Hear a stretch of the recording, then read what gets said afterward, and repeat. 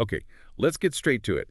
There's significant news developing. Reports, specifically from Ayan in Israel, citing an official source, suggest U.S.-Israeli hostage Edan Alexander might be released by Hamas. Monday is the day mentioned. That's right, a major development, if confirmed. So our mission today, let's try and unpack the key details. What does this release really signify, and what's the bigger picture here?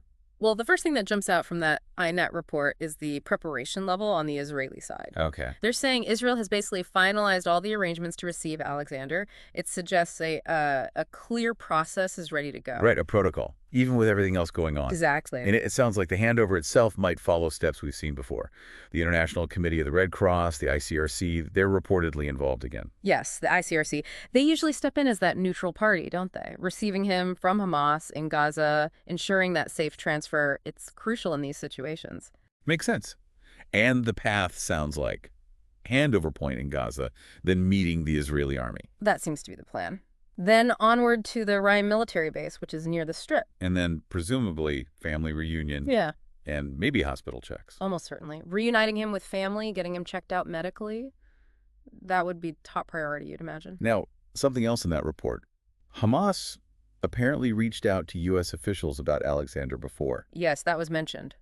Prior contact. Given he was taken aback on October 7th, one of around 250 people, does that prior contact tell us anything? Is it just about this one release, or maybe something broader? That's a really interesting question. Reaching out specifically to the U.S. could mean a few things. Maybe Hamas trying to open some kind of indirect channel. Like beyond just Israel? Potentially, or maybe trying to signal something about hostages with dual nationality.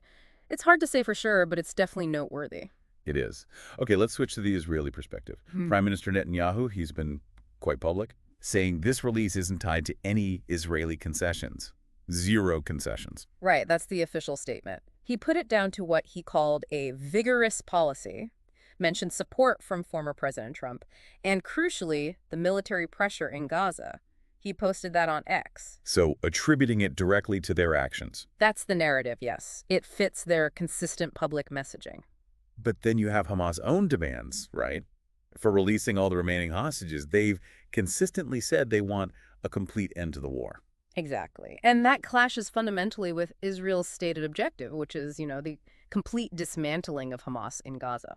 A total impasse, it seems, on the bigger issues. Pretty much. These are diametrically opposed positions right now. And it seems this release, while obviously hugely significant for Alexander and his family, isn't changing that underlying conflict dynamic. Netanyahu also said negotiations are ongoing, but so are preparations to intensify the fighting. Yes, he did. Negotiations continue, but military action ramps up. It suggests Israel plans to escalate attacks further, even after Alexander is potentially released. So this is a complex moment.